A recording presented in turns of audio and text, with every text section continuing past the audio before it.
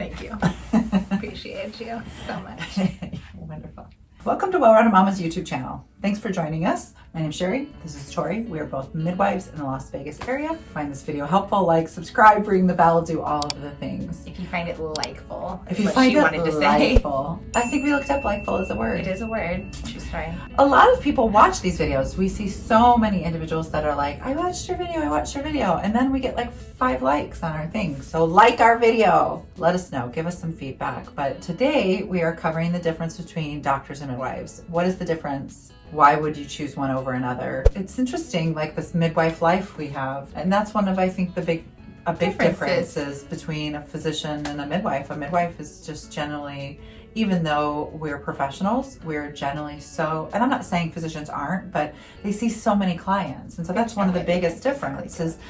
You know, a home birth midwife takes probably on an average 5, maybe due dates a month. Your investment into that family and the hours that you spend with them becomes so real. And then they keep coming back to you. And I think physicians, although there is like a connection because they're helping you bring your child in the world, it's not the same. It's not quite the same because especially a lot of physicians, you see like a PA in their office through the whole thing, and then you see them a couple times and then they come to the delivery. So they're great. I mean, they keep women well and healthy, but I think that's one of the biggest differences. So for me, I do have like a client that can call me and kind of, so the client that even just called was sobbing on the phone because she's going through something. And so we had to like pause the video we made before and cry on the couch because we both know her and love her and we don't want to see anybody hurting, you know? And so that's part of the differences between that. From a standpoint of what we do that's different, we spend more time in appointments. A physician sees you for a much shorter period of time. And most midwives see you on a minimum of, our shortest visit is like 45 minutes. And that's kind of a shorter visit. It's shocking. We used to do hour-long visits, but then found that most individuals didn't really want that full hour. And then we would have time in between appointments. So we've stuck them at 45 minutes, but it means that occasionally we do run over. I'm guilty. I run over all the time. We're well, talkers. And sometimes clients aren't on time, especially postpartum. Oh, for sure. There's definitely.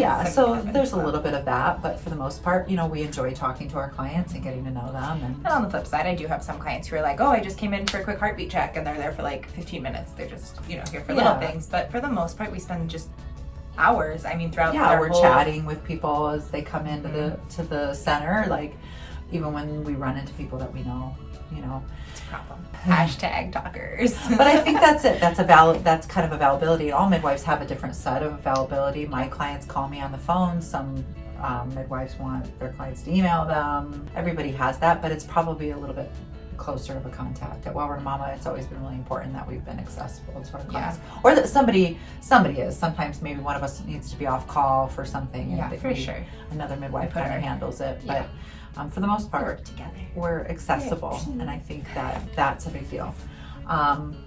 I think some of the differences are probably like insurance. Insurance probably plays a role, but depending on your state and what licensure looks like. Midwives, although we work with insurance companies, that we potentially get paid less from them unless we're in network with them.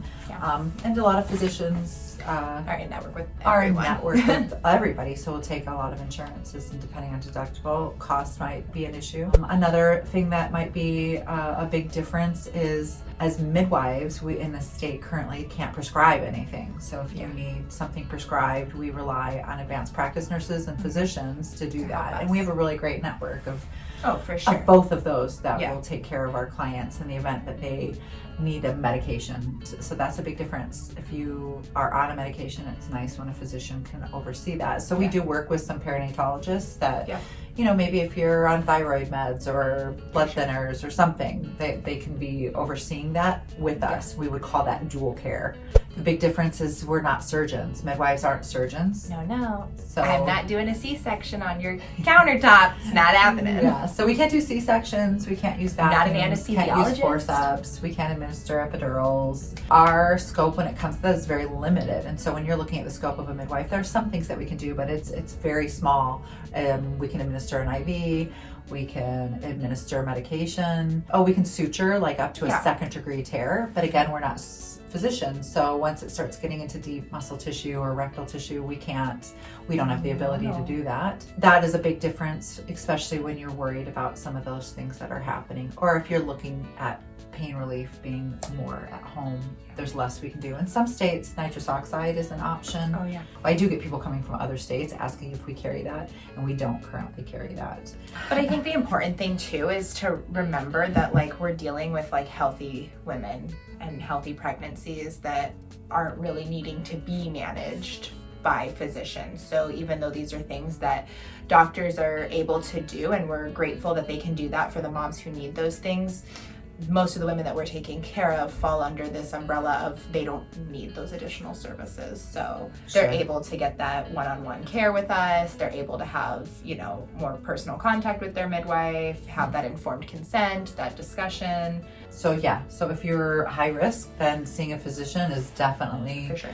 something that you need to do. I think that's the biggest argument of what is high risk, low risk. Maybe worth making a video about. It's kind of a tricky conversation, one that'd be worth a video doing, but you're right, we're taking care of low risk women, so it's super rare. I don't even carry my IV equipment anymore to births.